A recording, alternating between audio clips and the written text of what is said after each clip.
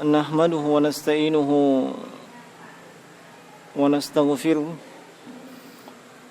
ونعوذ بالله من شرور أنفسنا وسيئات أعمالنا من يهده الله فلا مضل له ومن يضلله فلا هادي له أشهد أن لا إله إلا الله وحده لا شريك له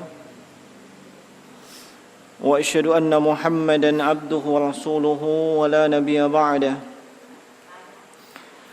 صلى الله عليه وعلى آله وأصحابه ومن تبعهم بإحسان إلى يوم الدين ثم أما بعد. Hadirin dan hadirat sekalian jemaah salat maghrib rahimani wa rahimakumullah. Alhamdulillah, kita bersyukur dan memuji kepada Allah Subhanahu wa taala atas segala nikmat dan karunia yang tidak putus-putusnya dan tidak henti-hentinya senantiasa dilimpahkan kepada kita semua sampai dengan detik ini. Nikmat demi nikmat dan karunia demi karunia. Kita sudah ditinggalkan oleh bulan suci Ramadan, dan itu belum sebulan yang lalu. Belum genap sebulan kita ditinggalkan oleh bulan yang penuh dengan keberkahan dan kemuliaan, yang di dalam bulan tersebut terdapat ampunan dari Allah Subhanahu wa taala, pahala yang berlipat ganda. Demikian pula dinaikkannya derajat si hamba disebabkan oleh amalan kebaikan yang dilakukannya di bulan tersebut. Dan saat ini kita masih berada di bulan Syawal, bulan setelah bulan Ramadan, dan dimaklumi di bulan Syawal ada ibadah yang juga disyariatkan yang menyempurnakan pahala dari ibadah yang kita lakukan di bulan Ramadan, yaitu puasa Syawal. Dan puasa Syawal ini sebanyak 6 hari, sebagaimana dalam hadits Abu Ayyub radhiyallahu ta'ala anhu, Rasulullah sallallahu alaihi wasallam bersabda, "Man shoma Ramadhana summa atba'ahu sittan min Syawal kana kasiyamid dahr."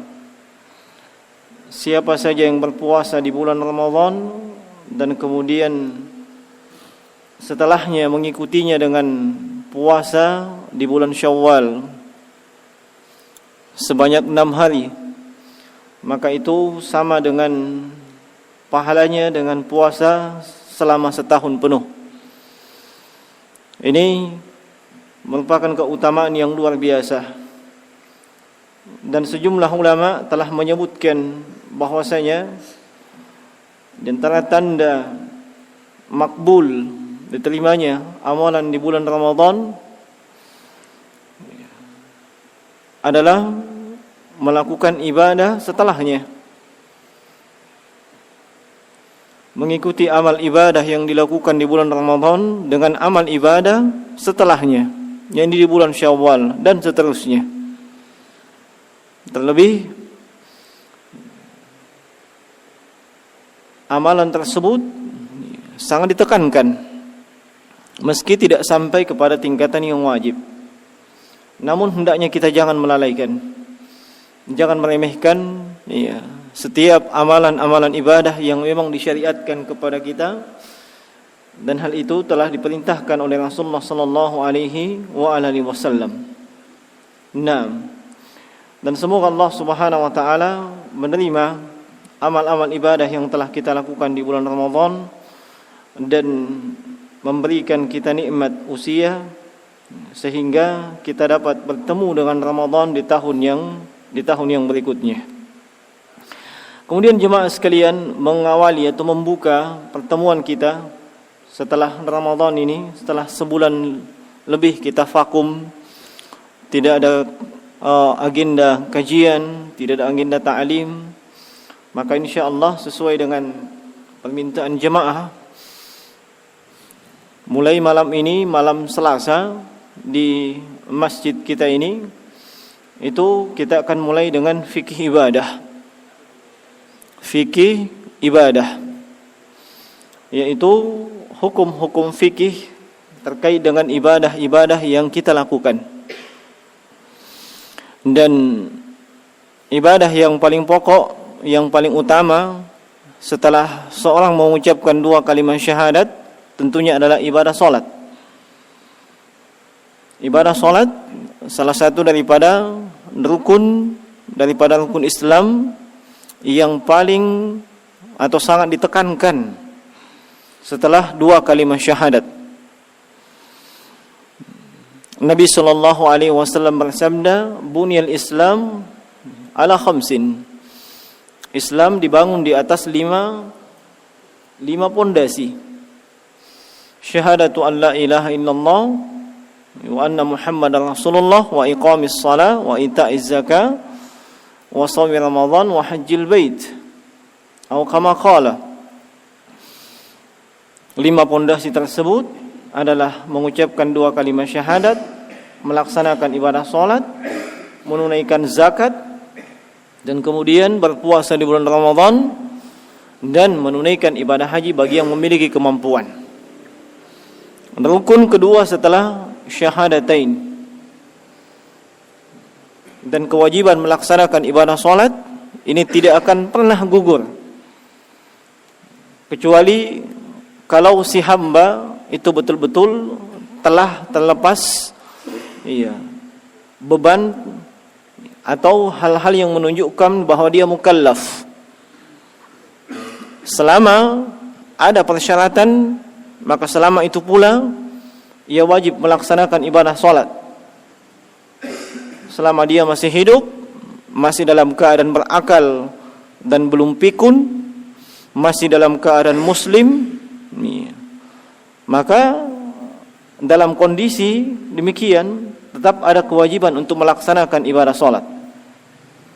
Kecuali kalau dia sudah tidak muslim lagi, dia sudah berganti keyakinan, atau dia sudah tua, pikun, tidak lagi bisa membedakan mana hal-hal yang baik dan benar, sudah lupa, atau dia kehilangan akal alias gila, maka ketika itu tidak ada kewajiban untuk melaksanakan ibadah, termasuk ibadah salat.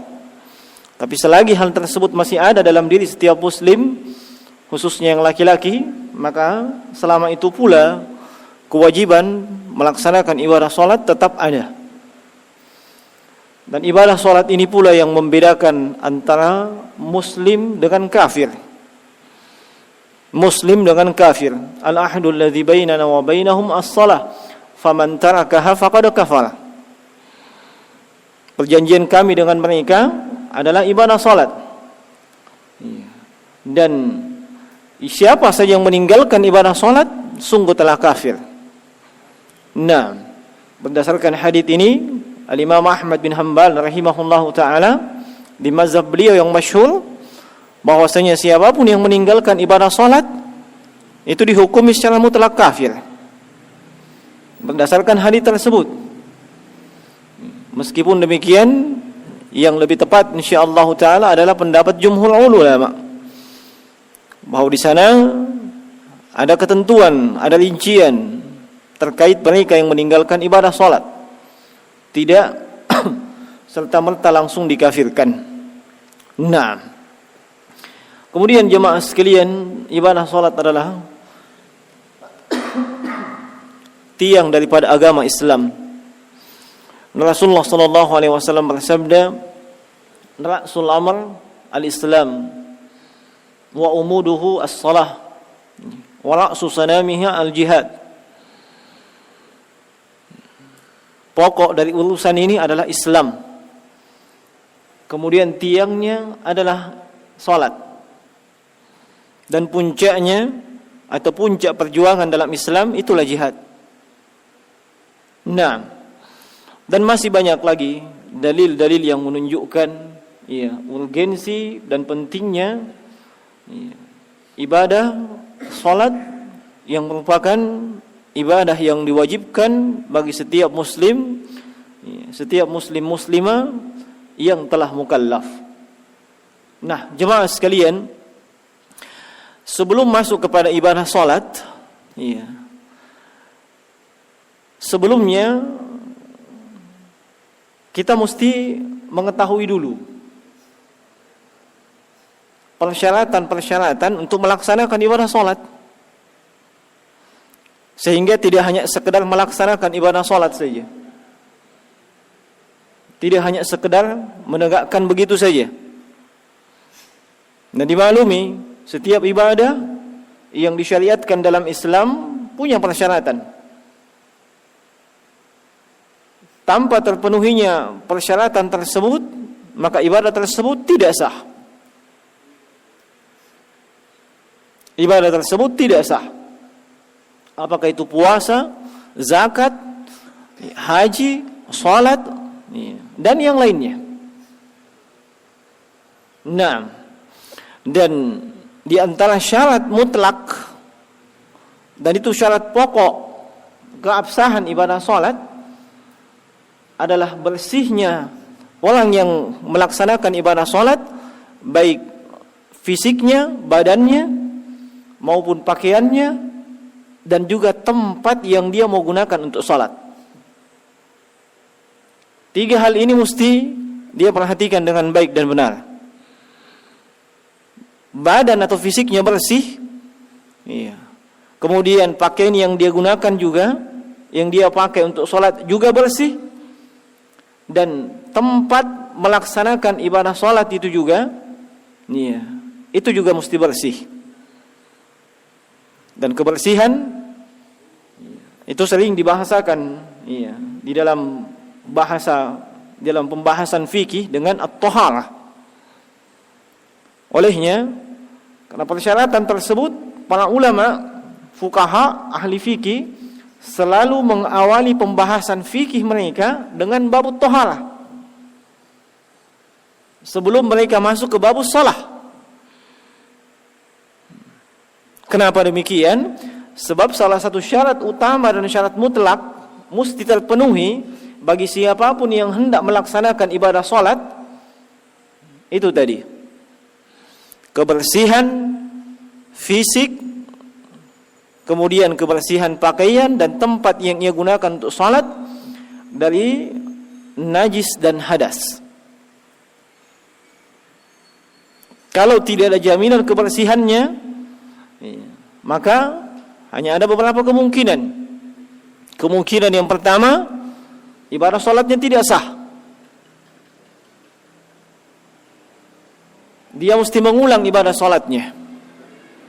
Atau kemungkinan yang kedua, ibadah salatnya sah, tapi ketika itu dia dalam keadaan tidak mengetahui. Dan ini ada rincian-rinciannya.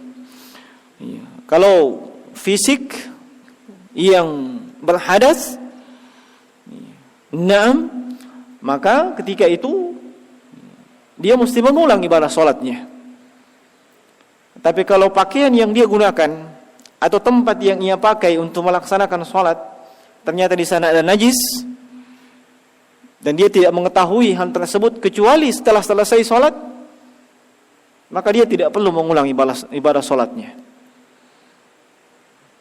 Dan kalau ia ketahui ketika sedang melaksanakan ibadah salat, kalau ia bisa menyingkirkan apa yang ia pakai, seperti misalnya songkoknya atau sajadahnya, ketika sedang pelaksanaan ibadah salat, singkirkan, lanjutkan salatnya. Tapi kalau tidak bisa disingkirkan dalam pengertian kapan itu dibuka, maka terbuka aurat, maka dia batalkan salatnya. Nah, ini akan kita sebutkan nantinya insyaallah taala. Kita hanya mengisyaratkan di sini untuk menunjukkan bahwasanya jangan meremehkan persyaratan pelaksanaan ibadah salat. Jangan cuma terpaku dan fokus keutamaan. keutamaan salat begini, keutamaan salat berjamaah demikian, keutamaan salat sunat rawatib demikian, keutamaan salat duha, salat tahajud, salat lail demikian, salat tarawih demikian. Semua keutamaan tersebut tidak akan bisa diraih, tidak akan bisa didapatkan oleh si hamba kalau persyaratan ibadah salat tidak terpenuhi. Tidak akan bisa mendapatkan keutamaan. Olehnya para ulama menekankan berikan hukum terlebih dahulu. Jangan cuma memberikan keutamaan, berikan hukum. Keutamaan itu untuk motivasi, targhib, supaya ada semangat untuk melaksanakannya. Tapi jangan cuma itu tok, sehingga melupakan esensi daripada pelaksanaan ibadah salat. Ini yang di tengah-tengah kita, tengah-tengah kaum muslimin, yang kita saksikan, yang kita lihat kenyataan dan realita, sibuk mengupas keutamaan, sibuk membaca, membahas, mengkaji keutamaan dari semua ibadah. Bagus, no problem. Itu satu hal yang patut kita syukuri. Itu hal yang bisa memotivasi, mentarghib, mendorong kaum muslimin melaksanakan ibadah. Tapi jangan lupakan ada yang lebih esensi. Yang kadang keutamaan tersebut hanya bisa diraih ketika persyaratan dari ibadah tersebut terpenuhi. Sebagai contoh jemaah sekalian, keutamaan salat berjamaah. Berapa pahala salat berjamaah? Ya, minimal 27. Dalam hadits Abdullah bin Umar 27 derajat. Dalam hadits yang lainnya 25. Ini standar minimal. Ini disebutkan untuk memotivasi pelaksanaan salat berjamaah. Kalau orang yang menghitung-hitung dari sisi pahala, ya tentu akan lebih condong kepada salat berjamaah. Tapi seorang dapat mendapatkan keutamaan dari berjamaah ini kalau persyaratan ibadah salat tersebut terpenuhi. Mulai daripada ikhlasnya. Kemudian yang kedua, dia mesti mencontoh Nabi. Sebelum pelaksanaan ibadah salat diperhatikan apakah memang sudah terpenuhi syarat dari ibadah yang dia mau lakukan. Apakah dia sudah menghadap kiblat? Apakah pakaiannya bersih dari hadat dan najis? Apakah badannya bersih dari hadat dan najis, ataukah tempat yang ia gunakan untuk salat bersih dari hadat dan najis? Kalau itu semua tidak terpenuhi, mana bisa dapatkan pahala 27? Tidak bisa. Nah, tidak bisa. Logika sederhana yang mungkin lebih mudah untuk kita pahami. Seorang anak yang hendak masuk ke lembaga pendidikan yang umum, biasanya akte kelahiran bagi TK SD. Yang lulusan yang mau masuk SD, ijazah TK, fas foto, uang pendaftaran, uang pangkal, pakaian, buku. Itu semua syarat-syarat masuk. Supaya keutamaan apa yang mau diraih? Ilmu. Ilmu di tingkatan SD, SMP dan SMA dan seterusnya. Itu keutamaan yang mau diraih, mendapatkan ilmu, atau keutamaan yang pelengkap ijazah. Kalau ada seorang anak yang ngeyel atau orang tuanya ngeyel, yang penting nak kau dapat ilmu, kau tidak perlu pakai pakaian sekolah, datang saja. Kau tidak perlu mendaftar. Tidak perlu mendaftar dia, pokoknya langsung saja masuk. Kira-kira bisa masuk tidak? Tidak bisa. Dia tidak terdaftar sebagai siswa.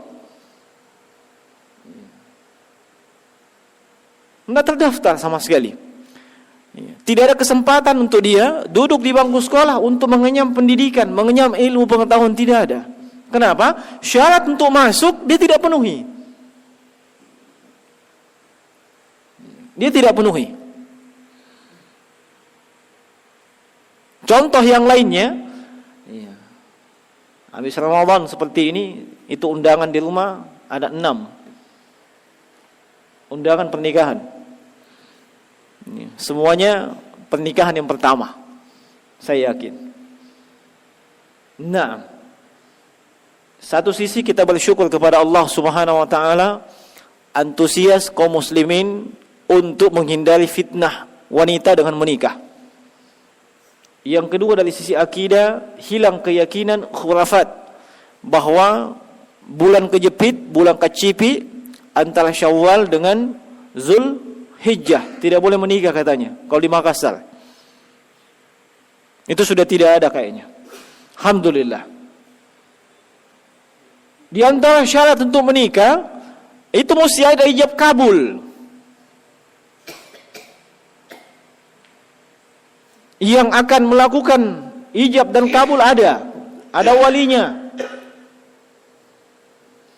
Keutamaan apa yang mau diraih? Mawaddah, sakinah, mawaddah warahmah, plus anak-anak, plus istri yang cantik, sakti mandraguna, dan seterusnya. Itu keutamaan yang mau diraih itu. Iya. Syaratnya apa? Ijab kabul. Yang melakukan ijab kabul wali, atau siapa yang diberikan amanah untuk menikahkan. Wali atau siapa yang diberikan amanah yang hendak menikahkan, dia mesti mengucapkan ijab. Yang mau dinikahkan ini dia mesti kabul. Apakah dia ungkapkan sebagaimana yang disampaikan oleh yang mengijab, atau dia cukup mengatakan iya, atau dia cukup kado, manggut, selesai, sah. Itu syarat. Coba kalau ada yang mau menikah, saya tidak mau jawab kabul, langsung banyak mau kawin, bisa enggak? Di demo sama masyarakat, kumpul kebo, tidak terpenuhi syarat dan tidak akan mendapatkan keutamaan. Hidupnya akan apa? Hidupnya tidak akan tenang. Termasuk mereka yang suka kawin-kawin lari. Iya, nakara Mangkasar ke Silariang. Itu goblok sekali. Capek. Jalan saja. Tidak usah Silariang seperti itu. Kalau perlu naik angkot. Nah, mesti terpenuhi syaratnya itu. Kapan salah satunya tidak terpenuhi, tidak akan dapatkan keutamaan dari pernikahan. Dan masih banyak contoh yang lain, kalau kita mau sebutkan contoh. Makanya jemaah sekalian, tetap antusias kita mengetahui, memahami keutamaan dari sebuah ibadah. Itu bagus untuk memotivasi kita.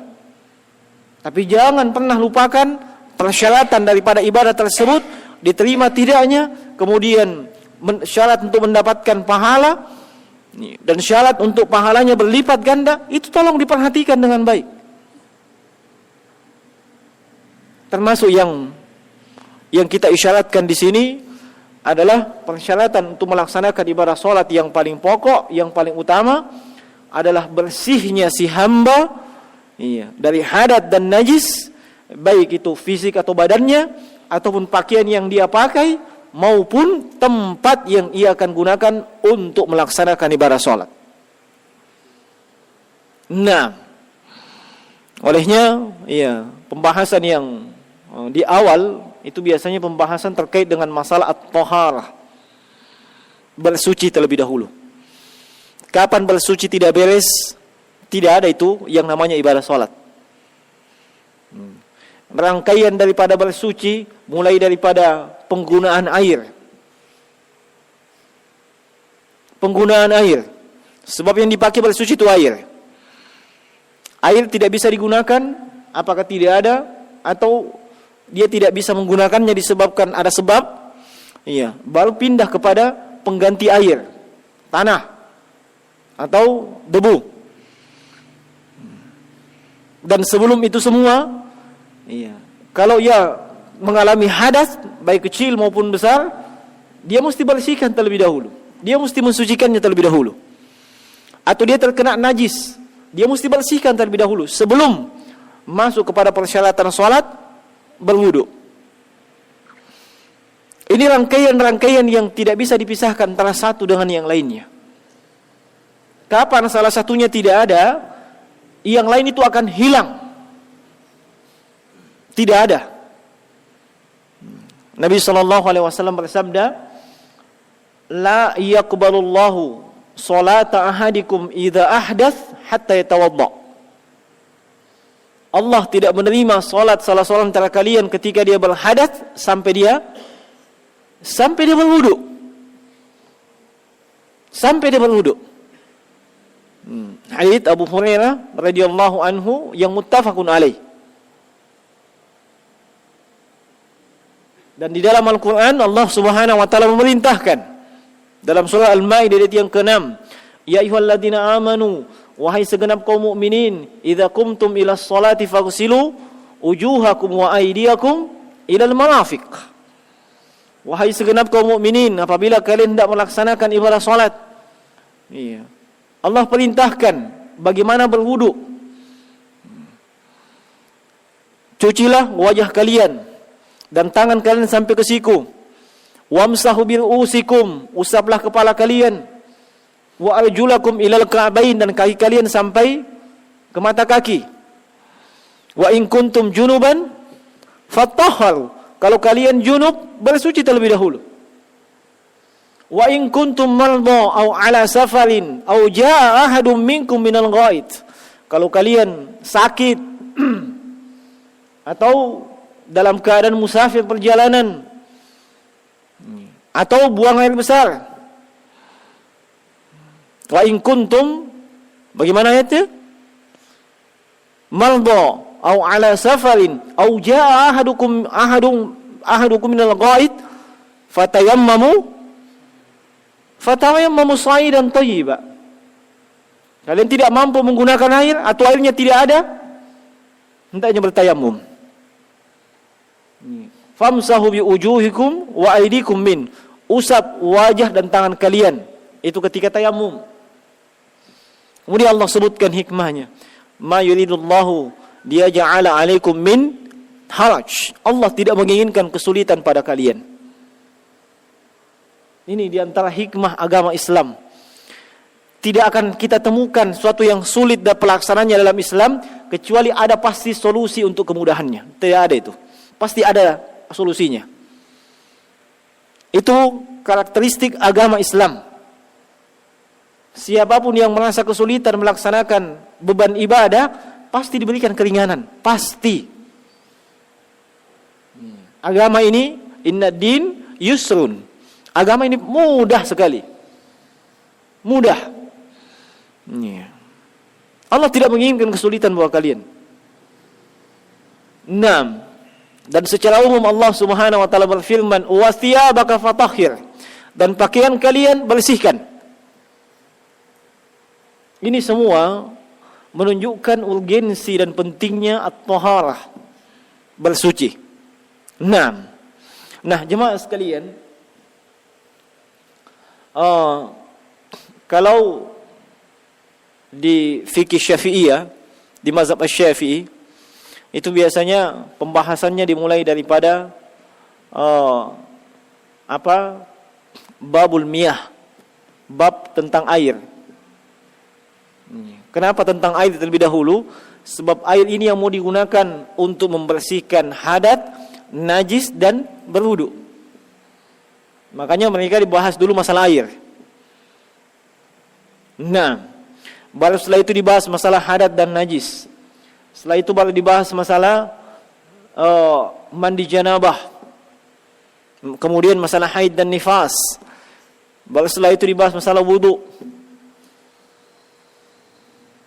Selesai semua itu baru masuk di bab salat. Sebab orang yang paham masalah hukum-hukum tersebut Itu artinya dia siap, dia ready untuk melaksanakan ibadah sholat.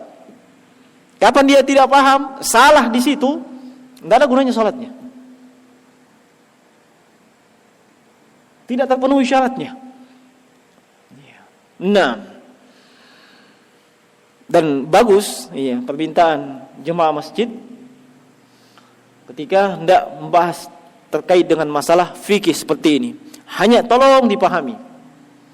Pembahasan fikih itu sedikit banyak akan mengundang kontroversi. Baik itu kontroversi terkait dengan kebiasaan di tengah masyarakat dan kemudian hendak kita luruskan, ataupun perbedaan-perbedaan pendapat di kalangan para ulama yang kebanyakannya membuat masyarakat bingung. Dan kemudian yang berikutnya banyak dari kalangan dai, duat itu ketika membahas dalam permasalahan fikih hanya menitik beratkan kepada pembahasan yang kadang hal tersebut untuk menyenangkan masyarakat tanpa disertai dengan dalil, hujjah. Kadang disebutkan dalil dan hujjah, tidak ada sisi pendalilan. Disebutkan sekian banyak pendapat para ulama, kemudian disuruh pilih. Itu juga keliru. Itu keliru. Nah, coba bayangkan ya, di kalangan para ulama itu najisnya air jilatan anjing, itu kan 7 kali, 7 kali dengan apa? Dengan tanah. Lalu setelah tanah air, atau air dulu baru tanah. Kalau air dulu tanah kotor, tanah dulu. Nah, itu nas hadis memang ada menyebutkan demikian. Tapi di kalangan para ulama ada yang berpendapat itu kalau bekasnya dikerik. Coba dikerik pakai pisau. Ada di kalangan para ulama berpendapat demikian. Coba. Nah, itu akan membuat bingung masyarakat. Makanya jemaah sekalian, saya akan berusaha dalam pembahasan nantinya, walaupun disebutkan berbagai pendapat para ulama, kita akan fokus kepada pendapat yang lebih condong kepada kebenaran, yang lebih tepat. Di sisi lain tetap menghargai perbedaan pendapat, yang perbedaan pendapat tersebut memang punya sisi pandang, bukan asal-asalan. Sebab tidak semua perbedaan pendapat itu dibilang boleh. Tidak semua. Sedikit-sedikit berbeda pendapat. Wah. Dan tidak semua perbedaan pendapat itu mengarah kepada perpecahan. Salah itu. Sebab ada statement saya baca di Facebook. Statement yang saya baca di Facebook, wahai kalian semua, disebutkan semua organisasi itu. Kita ini persaudarakan oleh kalimat tauhid, thayyibah la ilaha illallah. Tidak usah mengedepankan perbedaan. Sebab itu akan mengundang perpecahan. Ini kalimatul haq yuridu biha al-batil. Kalimatnya benar, tapi maksudnya kebatilan. Kenapa? Sebab dia mau mengatakan semua paham itu benar. Ada LDI disebutkan apa semua, ISIS disebutkan semua. Semua katanya itu benar. Kita dipersaudarakan dalam kalimat thayyibah la ilaha illallah. Itu orang salah paham ini seperti ini. Salah paham. Nah, kapan dikedepankan perbedaan, pecah belah. Siapa bilang? Nabi saja masih hidup, perbedaan sudah ada. Perbedaan sudah ada. Tapi yang dijadikan landasan ketika kita berbeda, mana yang lebih condong kepada al-haq, itu yang kita ikuti. Dan kalau yang berbeda dan perbedaan tersebut memang punya sisi pandang, tidak dipermasalahkan. Di zaman Nabi sudah ada perbedaan pendapat. Ketika selesai peperangan besar, ya, kaum muslimin sudah memenangkan pertempuran. Itu kaum musyrikin banyak yang tertawan. Nabi minta pendapat kepada dua sahabat itu, Abu Bakar dan Umar. Iya. Minta pendapat Abu Bakar. Bagaimana pendapatmu? Mau diapa itu tawanan? Kata Abu Bakar, keluarga kita gitu. Kapolo ngasang. Kan kafir toh, musyrik. Itu penduduk Mekah kan pasti masih ada hubungan dengan Abu Bakar. Pasti ada. Nabi saja keluarga besar. Tapi apa dia bilang Abu Bakar? Keluarga kapolo. Bahasa kita tuh. Iya. Disuruh saja bayar jizyah kalau tidak mau masuk Islam. Kasihan, baper. Misalnya kalau bahasa kita. Toh? Begitu. Itu pendapatnya siapa? Abu Bakar. Karakteristik beliau demikian. Lalu tanya Umar, bagaimana kamu Umar? Coba apa kata Umar? Kalla wallahi. Oh. Tena mantong. Demi Allah. Kamu Bakar, silakan ambil keluargamu. Saya ambil keluargaku. Nabi ambil keluarganya. Keluargaku saya penggal. Iya, itu pendapatnya Umar. Ada perbedaan pendapat tuh? Ada perbedaan pendapat. Apakah Umar dan Abu Bakar ribut? Kau itu keras sekali kau, apa kau? Radikal sekali kau, Wahabi kau. Ada begitu? Tidak ada. Tidak ada. Tidak sama kita. Sedikit kita tegas, radikal itu, Wahabi itu. Apa maksud lo? Iya. Maunya semuanya rata, monoton. Mana bisa? Kalau tidak boleh saling menyalahkan, aduh susah itu. Guru itu tidak hilang pekerjaannya guru itu kalau tidak bisa saling menyalahkan. Periksa pekerjaan, semuanya benar. Tidak ada pekerjaannya guru. Kapan disalahkan itu bu? Hasil ulangannya anak? Pak, tidak boleh saling menyalahkan pak. Mau kau apa? Itu prinsip keliru, tidak benar. Yang salah mesti diluruskan. Jangan dibiarkan. Kalau tidak boleh saling menyalahkan, susahnya itu. Nah, lalu apa yang dipilih oleh Nabi Sallallahu Alaihi Wasallam? Nabi memilih pendapatnya Abu Bakar. Umar tidak mak gosip di belakang. Itu masa tidak terima, saya punya usulan, mentong itu. Tidak. Tidak. Tidak seperti kita. Kalau ada musyawarah, iya silakan masukkan usulan. Saya maunya begini. Oh, tidak diterima. Ayo mak gosip sebentar itu, lihat nih. Mak gosip. Itu mentong itu Pak Ketua. Tidak layak. Tidak bisa mengakomodir. Iya. Lihat nih. Umar tidak demikian. Tapi jemaah sekalian, ternyata yang pendapat yang benar itu adalah Umar. Dan Allah menegur Nabi Sallallahu Alaihi Wasallam. Kenapa? Sebab yang tertawan itu gembong, dedengkot, komandan kepala bos, yang bisa mengarahkan orang musyrikin yang lain untuk memberontak. Beda dengan keroco-keroco. Beda dengan anak-anak buahnya, beda. Ini bos-bosnya semua ini.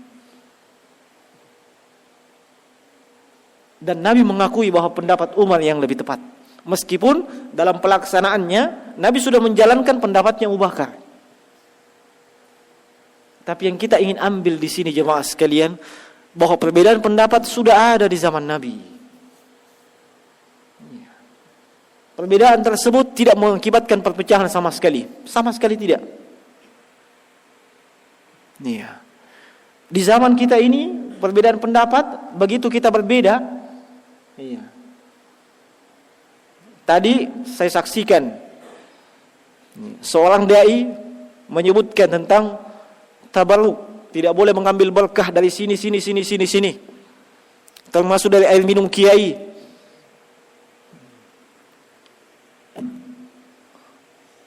Sebentar habis minum, jangan ambil ini. Sebab ada di kalangan, ya kalian pun tahu lah, rebutan itu, barakah apa, aliur.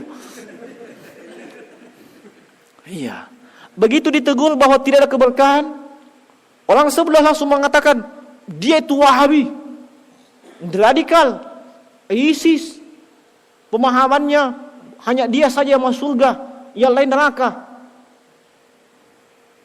Kenapa tidak menghargai perbedaan? Iya. Maunya bagaimana? Heran. Iya. Nah, begitu kita mengatakan ini yang benar, ini yang keliru, ini yang sunnah, ini yang bid'ah, ini yang tauhid, ini yang musyrik, Wahabi itu. Apa maunya? Subhanallah. Yang dibawa-bawa itu biasanya Wali Songo. Ajaran Wali Songo. Tapi mana kitabnya itu? Itu Wali Songo, Wali 9. Songo itu 9. Iya. Mana kitabnya itu Wali Songo itu? Kalau memang mereka biasanya itu para ulama ciri khasnya punya tulisan. Minimal terjemahan. Mana bisa kita jadikan rujukan. Ini tidak ada. Cuma ada kila wa qala. Katanya dan katanya.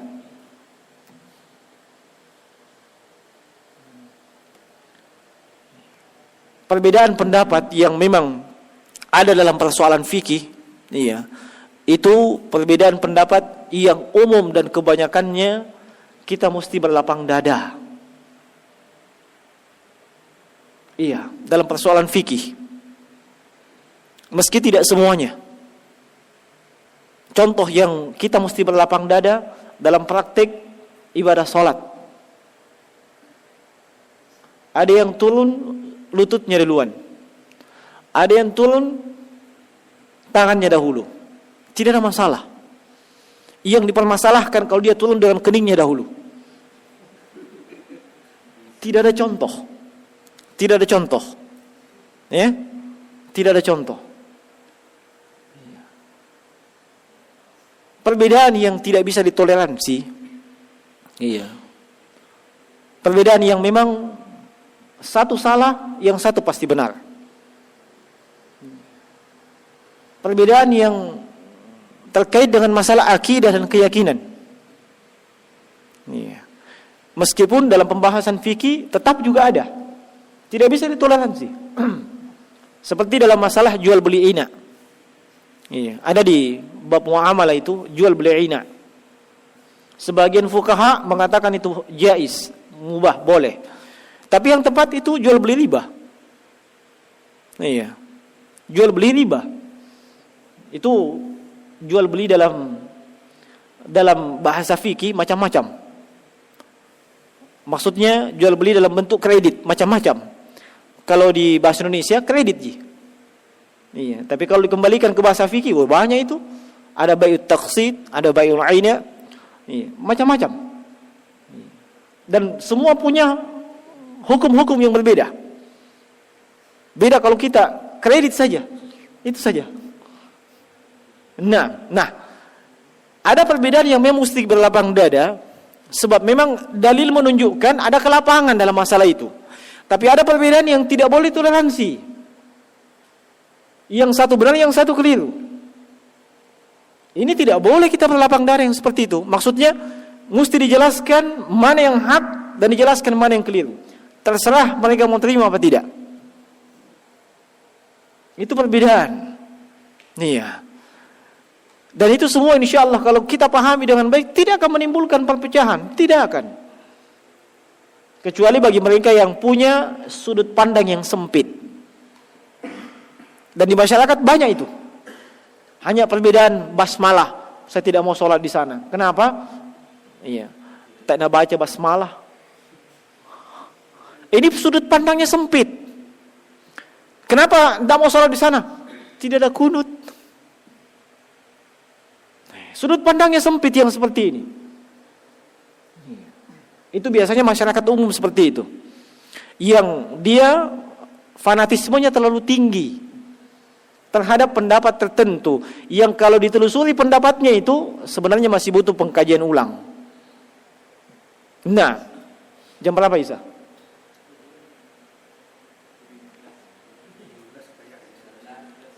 Tujuh 15.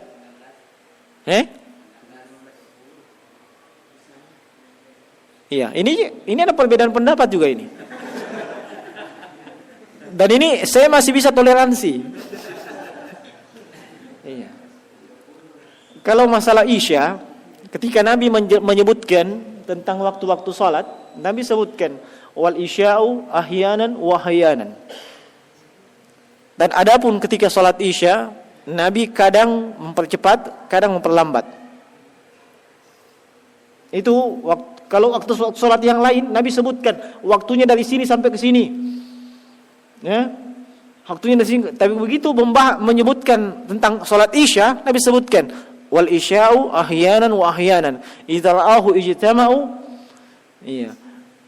Adapun salat Isya itu kadang Nabi percepat dan kadang Nabi akhirkan, perlambat.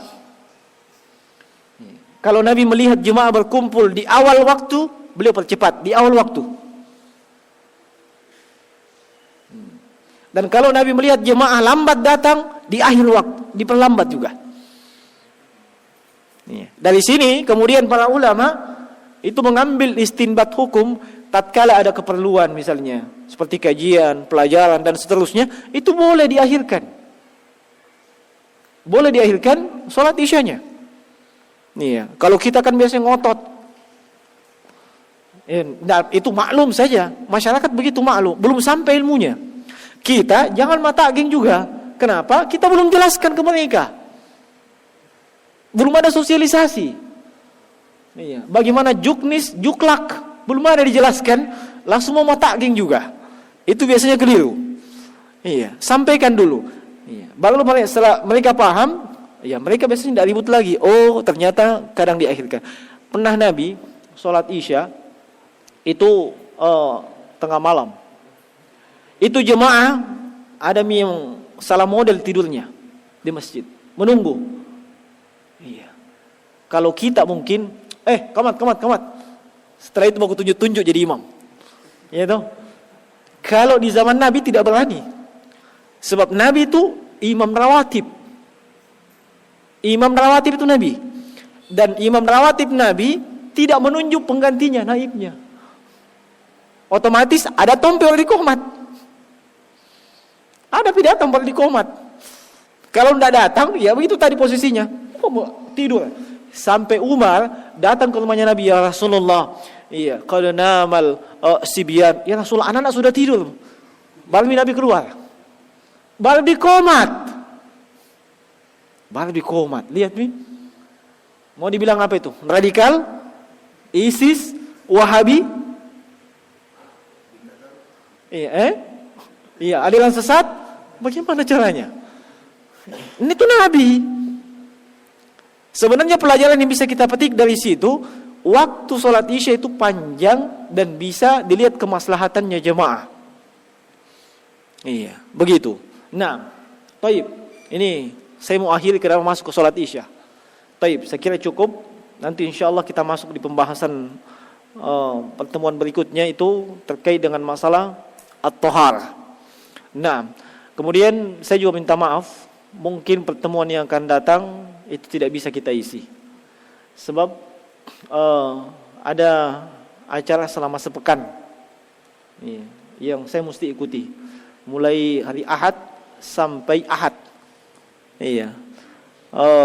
Kalau tabligh akbarnya tanggal berapa? Tabligh akbar tanggal 23, itu umum. Tapi sebelumnya itu ada acara khusus. Iya, untuk segenap duat para dai Ya, siapa tahu di sini ada dai-dai yang mau ikut, itu boleh. Nanti saya daftarkan. Iya. Cuman ya tidak ada penterjemah ketika itu. Iya. Iya, maksudnya kan syekhnya langsung. Iya, kalau di Masjid Al-Markas itu ada penterjemah sebab masyarakat umum. Konsumsinya umum. Kalau yang khusus itu ada buku kitab yang dikaji secara khusus. Iya. Kitab kalau salah satunya itu kitab Sunan Abi Daud. Kitab Sunnah min Sunan Abi Daud. Ada kitab sunnah dalam Sunannya Abu Daud itu. Iya, itu dikaji selama sepekan oleh Profesor Wasiul Abbas, ahli hadis dari Makkah. Itu tidak ada penterjemah.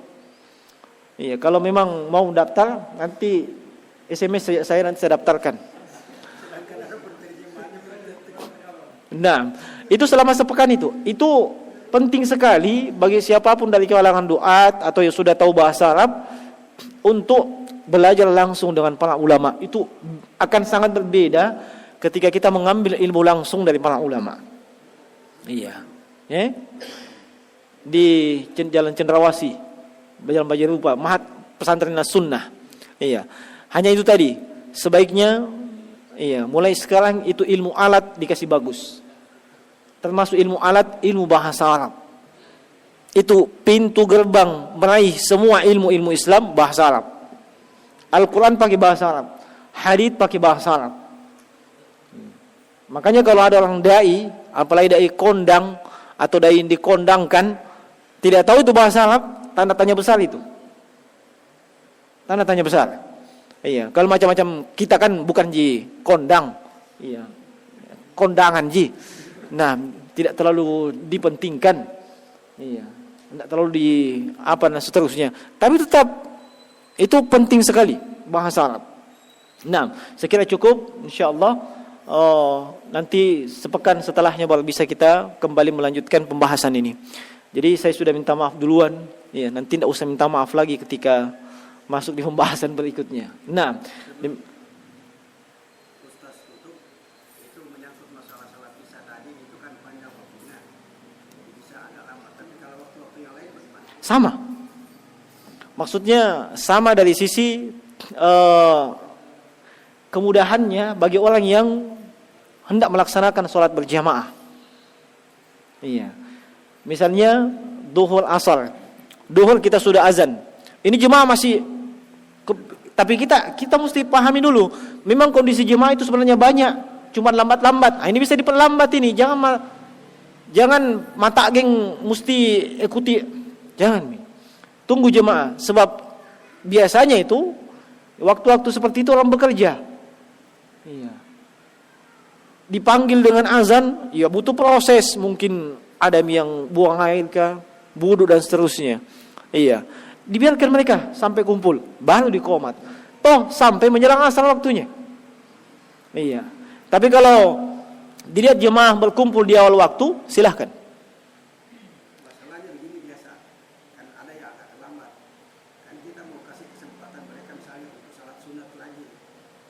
Sementara masih ada jamaah dia yang sudah duluan kamat. Kan gitu. Nah, kasih tahu yang berhak untuk memerintahkan qomat Pak Imam. Pak Imam belum datang. Iya. Nah, tapi kalau Pak Imam sudah datang, sudah.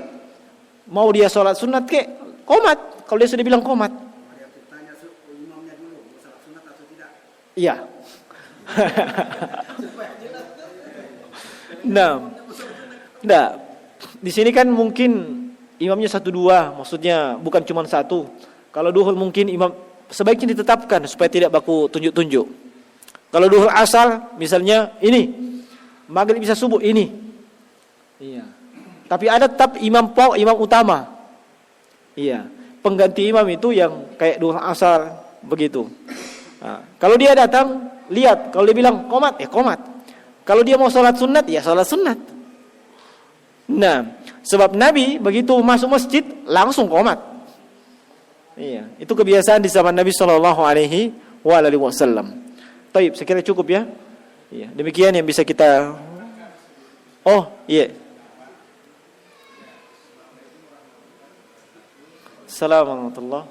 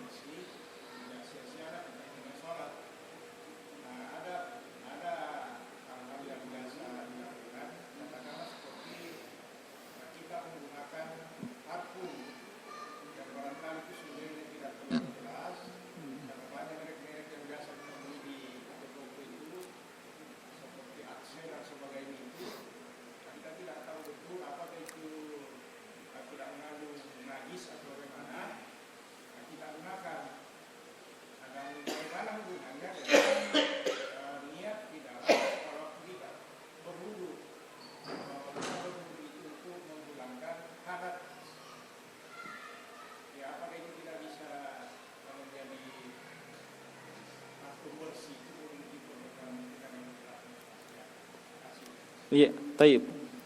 Mengenai parfum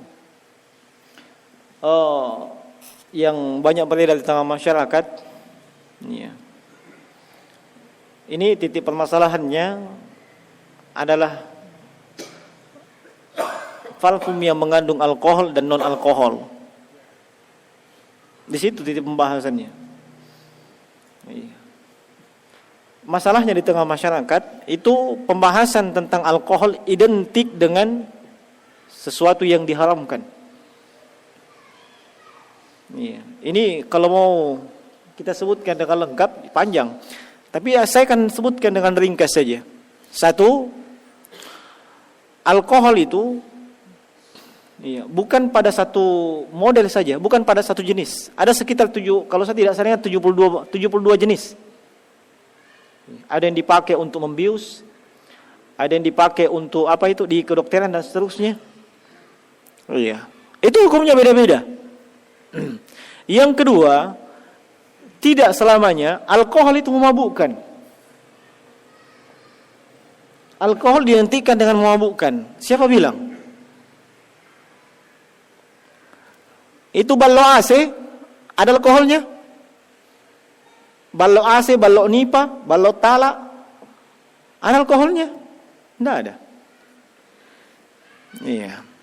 Tidak selamanya alkohol itu memabukkan, tidak. Makanya para ulama itu memberikan rincian-rincian. Dan mereka menegaskan jangan langsung dihukumi alkohol itu langsung sebagai hal yang memabukkan.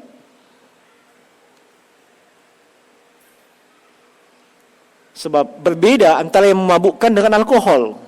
Kalau yang memabukkan, semua hal yang memabukkan itu dihukumi sebagai khamar, sebagai minuman keras. Tapi tidak selamanya alkohol itu dihukumi sebagai minuman keras, tidak selamanya. Ada yang masuk di parfum. Iya, ada yang masuk di parfum. Itu beda.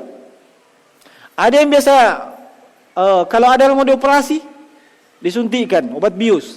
Itu masuk kategori alkohol itu. Etanol. Itu juga tidak bisa dihukumi sebagai hal yang memabukkan. Yang ketiga, tidak selamanya hal yang diharamkan itu langsung dihukumi najis. Tidak selamanya hal yang diharamkan dihukumi najis. Kalau najis, hukumnya memang haram. Tapi tidak semua yang diharamkan itu najis.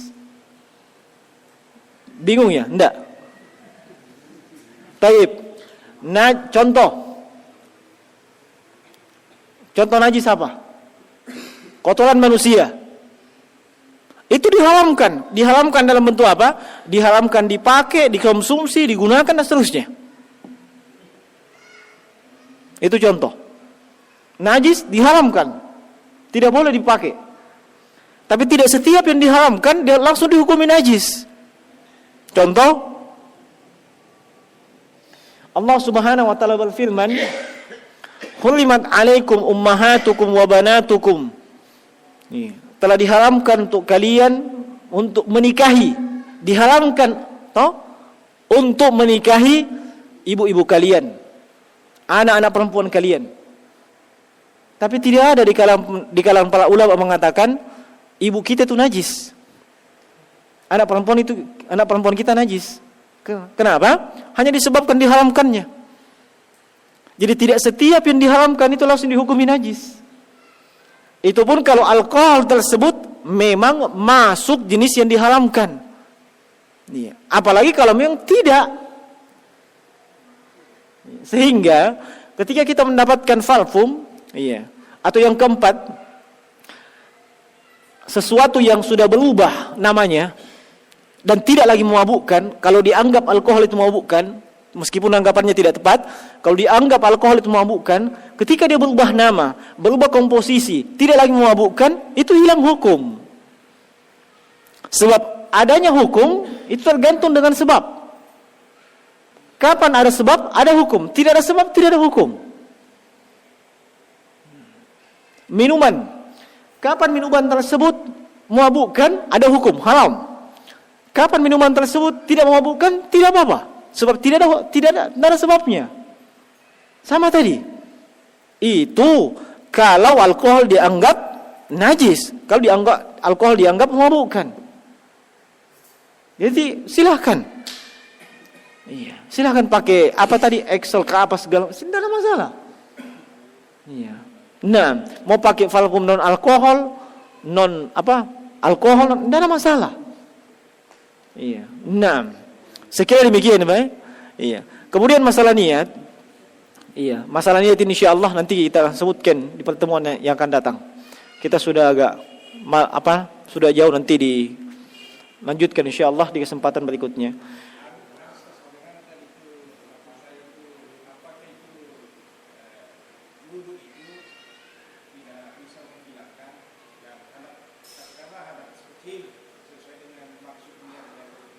Taib. Ada wudu yang memang menghilangkan hadat kecil. Iya, dan ada hadat kecil yang mesti dibersihkan dahulu baru berwudu. Iya. Contoh hadat kecil yang tidak perlu dibersihkan langsung berwudu. Misalnya kentut, buang angin, itu hadat kecil itu. Apakah buang anginnya, kentutnya bunyi atau tidak bunyi, bau atau tidak bau? Iya, sama. Ini tidak perlu dibersihkan. Pokoknya langsung saja berwudu. Dan ada hadat kecil yang mesti dibersihkan dahulu kemudian berwudu. Seperti buang air kecil, buang air besar. Itu hadat kecil semua. Jangan dilihat, besar. Buang air kecil, buang air besar itu hadat kecil. Contoh hadat besar itu janabah. Ya, itu hadat besar itu. Itu janabah. Iya. Nah, buang air kecil, buang air besar dibersihkan dahulu. Dibersihkan dahulu baru kemudian berwudu. Iya, demikian, ya. Taib. Sekiranya cukup Pak ya. Iya, demikian, mohon maaf atas segala kekurangan. Subhanakallah bihamdik, nasyhadu an la ilaha illa anta astaghfiruka wa atubu ilaik. Assalamualaikum warahmatullahi wabarakatuh.